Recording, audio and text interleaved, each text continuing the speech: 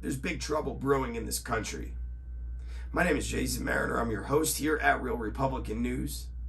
Last week, unless you've been living under a rock, you heard that Jen Psaki went on national TV and admitted to the world and America that they're working with Facebook to limit the spread of disinformation, to monitor it, to track it, and to stop it. Now, I have a few questions about that. What's disinformation? Because it wasn't clearly defined. I don't think it was defined at all. What does tracking it mean? Are you making a list of people who say things that you don't like? And then, what are you going to do with that list? What are your intentions? Are you going to come after us and silence us like you've been trying to do for so long? Are you going to do more than just shadow ban us and deplatform us? When you live in a country and have a government that teams up with the people that distribute information, that control the new town square, the place where you go to share your thoughts, communicate with your fellow Americans, you now live in an authoritarian place. That's not what America's about. America has a constitution. That constitution is clear. Congress shall make no law. And then it goes on to talk about freedom of speech, freedom of religion, freedom of the press, freedom to peaceably assemble and petition the government for a redress of your grievances. Can you say what you'd like? They just said you can't. Disinformation. They've demonstrated it to us. I've been deplatformed. I'm sure you have been too. They've deplatformed a perfectly politically neutral business of mine. That cost me a lot of money. They did it for no reason. They took away a page that was for a breast cancer charity for my mother. They took away my personal page, all because I posted pro-conservative things. I never said anything harmful or dangerous.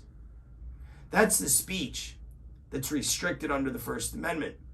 And it's the only speech that's restricted under the First Amendment. You can't say things that will get other people hurt. But it's interesting how they went on to then say that Facebook gets people killed. That came out of the mouth of your president, Joe Biden. Joe Biden said Facebook gets people killed because of the things that are said on that platform. Yet, the White House is working with them, helping them, doing things for them. They're using your tax dollars and the people that you elected into office to make laws to protect you against you. They've waged the argument for a very long time that they can simply do it because they're a private company. That argument is now null and void as far as I'm concerned. And I believe as far as the law is concerned. You can't be a private company that uses the federal government, its politicians, and legislation that works against you, the American people. Those politicians work for us. We pay their salaries when we pay our taxes. They're supposed to make laws that protect us and our constitutional rights. There's many places in the United States Constitution that restricts the government from working with companies that produce information. Now what they're producing is not just information, it's simply propaganda. If what's said on that platform and the ones like it don't fall in line with their narrative, it's scrubbed. You're shut down, you're deplatformed. You're tracked, in the words of Jen Psaki. You're then guilty of spreading disinformation. Now, a little known fact that's been overlooked, but I mentioned this months and months ago. The federal government formed a task force. People with guns. They deployed military personnel to stop and combat the spread of disinformation. Why?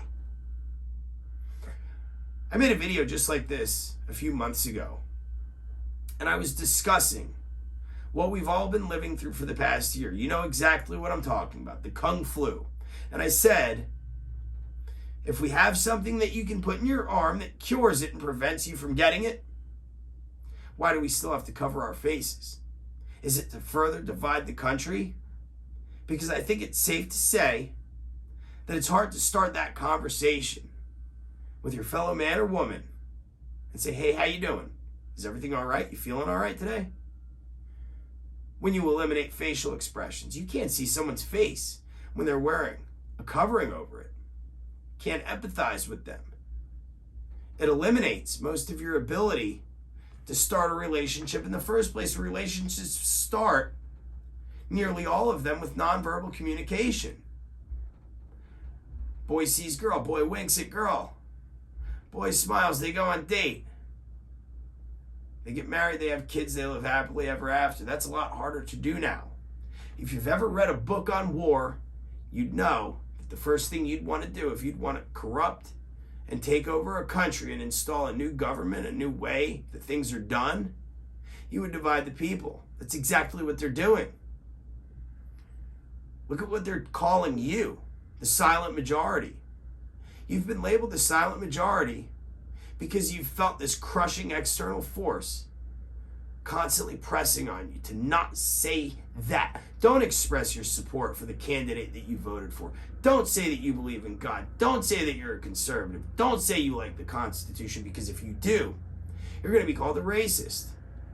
Well, I've got news for you. That didn't work. You tried that, and they still call you a racist, a homophobe, a xenophobe, or whatever else they have in their arsenal of names. So why don't you just speak your piece anyway? Why don't you say what's on your mind?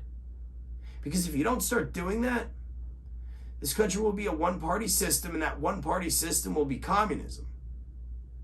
They've already established an authoritarian foothold. And if that doesn't scare you to death, I don't know what will. So I beg you, stop remaining silent. Stop doing what they tell you to do. Don't comply. Resist this. We don't deserve this as a country. We have a constitution. America is not the ground on which you stand. America is the Constitution. America is that God-given, unalienable right to pursue life, liberty, and happiness. All of those things are supported and protected by the Constitution. They're slowly stripping you and your fellow Americans of their constitutional rights. The First Amendment is quite literally gone. Freedom to assemble. Our founding fathers, when they wrote that amendment, they were really talking about assembling at our nation's capital to have our grievances redressed by the people that work there, the people that we hire, that we vote into office. They built a fence around it. You can't get anywhere near that building because they say a group of people wanted to overthrow the government with PVC flagpoles and ridiculous-looking war paint, bullet horns, and fur hats. If you think I believe that for 1 second, I've got a bridge to sell you. What I do believe is that we're witnessing the installation of communism, the attempted overthrow of a democratic republic that's been successful and the most powerful country on earth for 250 years. So study history, read about communism. Find out that communism has killed more people globally than anything in the history of societies. Read about the fact that you had people living in the Roman Empire 100 years after it fell. Why? Because again, America is not the ground on which you stand. It's the God-given, unalienable right to pursue life, liberty, and happiness, all of which are protected by the Constitution.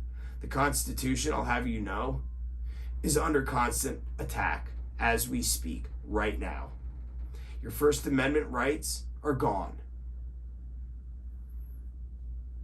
You could go to the bar for a long time, but not church. Can you peaceably assemble?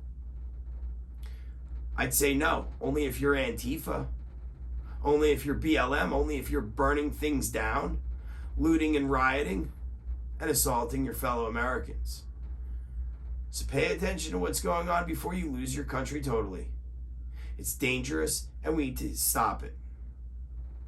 I'll tell you this right now. Like I said when I started on this endeavor, I will stop at nothing to preserve freedom in this country. They can put me on whatever list they want. They can name the list after me. But they will hear my voice, and I will have something to do with change and the elimination of this authoritarian, Marxist, communist regime that's taking our country over. And if I don't have something to do with it, it'll be because they have gotten me and hung me. You get the point, right? So until next time, I'm going to continue to tell you the truth, speak out, and watch the next video. Because these voter reform bills, like the ones in Florida and Texas, I've read them. Every single word of every single page. And I found something out. There's not a shred of racism in any of them. And I'll explain to you why in the next video. So until next time, I'll pray for you, your families, and what's left of America. God bless you and God bless the Constitution.